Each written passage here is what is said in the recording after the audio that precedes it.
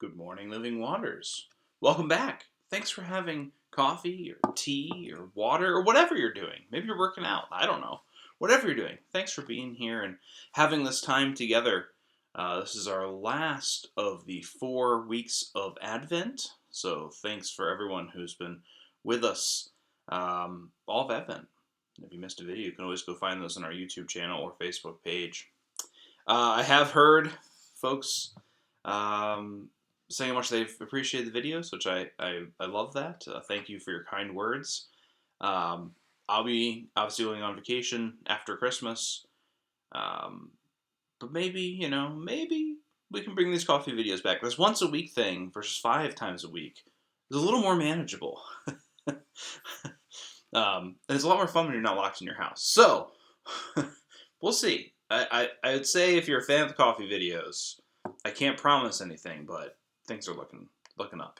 But anyway, to our text today. We've been talking about the other text we didn't get to on Sundays, and this would be from Micah chapter 5, verses 2 through 5a. It means they split that verse in half, which makes sense, so we'll just stick to what was read on Sunday.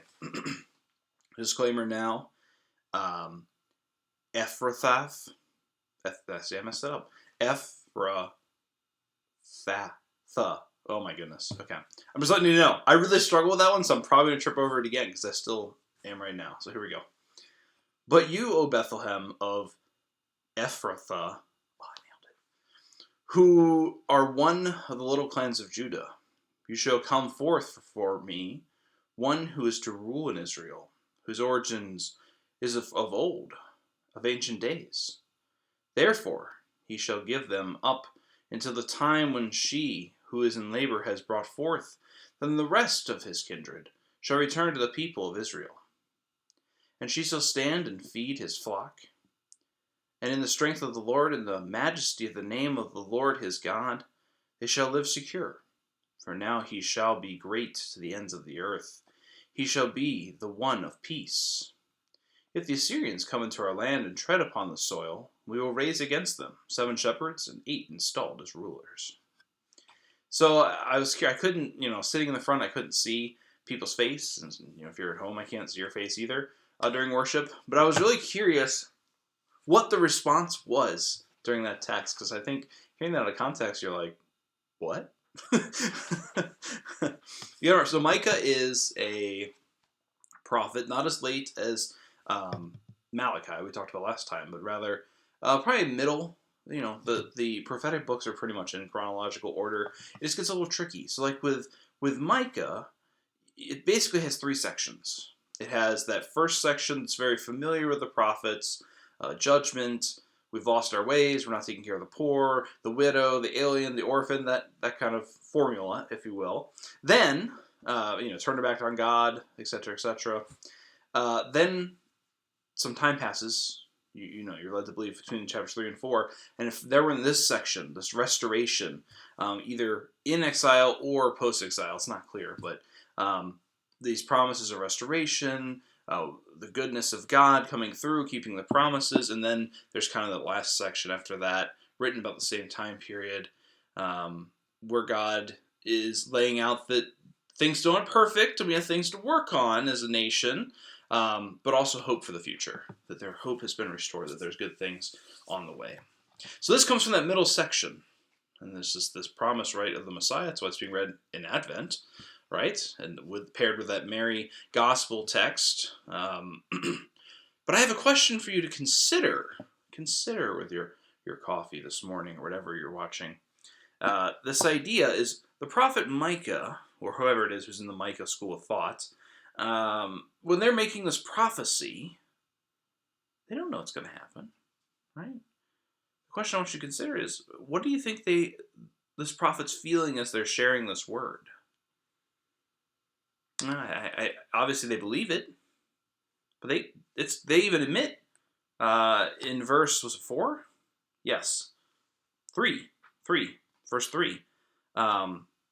It's going to take a while. It's going to be some time, right? And this promise, reference to verse 2, it spans back some time. This is a long process. The prophet knows that they won't be alive to see it through.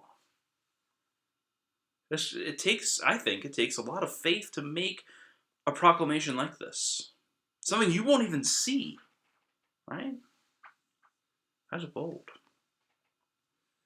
And you gotta remember, the people of God are in a fragile time. They were in exile. They had this understanding that because they were God's people, they would never be defeated, that they could do whatever they want, despite God telling them otherwise.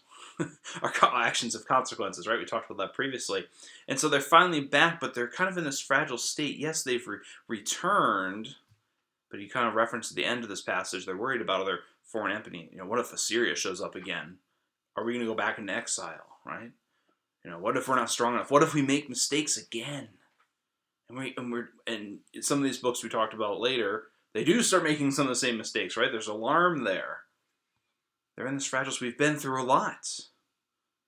And it feels like another wave's coming. Perhaps you might feel the way right now with COVID. We've been through a lot, and it feels like another wave is coming. I felt a little like that the last couple of days of all this news coming out about the infection rates going up and the variants, and it's just, oh no, not again, right? I then, to relate to this, turned to my dog. Posted this on Facebook yesterday. See this picture? This is my dog Rex, a 100-pound bundle of joy, laying on this. Okay, so this section of stair, right? It is not that big.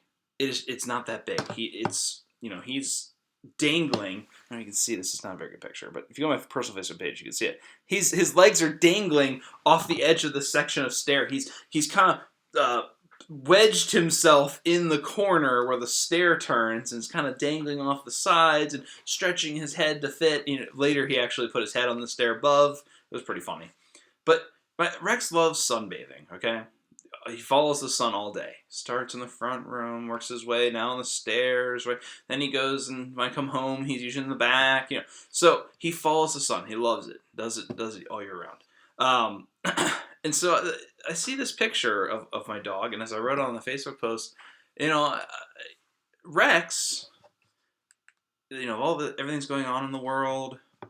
Mom and Dad are busier with this, the holidays and stuff, and work and everything. Maybe they don't give him as much attention as he's usually gotten. But Rex still takes the time and makes space. Literally, he makes space on the stair to find what gives him joy, what refreshes Rex, right? Rex to me kind of reminds me of Micah. I know this is a little silly, but that's okay. Silly's good. We need a little silly right now. Micah is making these faithful, bold proclamations and promises of the Messiah to come, knowing that most likely Micah won't see him through, but Micah clings to the light in his life too. Micah makes space for faith. Right? We talked about this book ends in hope. In a time where everything's so fragile and it seems like, oh no, here we go again. Micah makes the space to hear God's message of hope and to share that hope with others, right?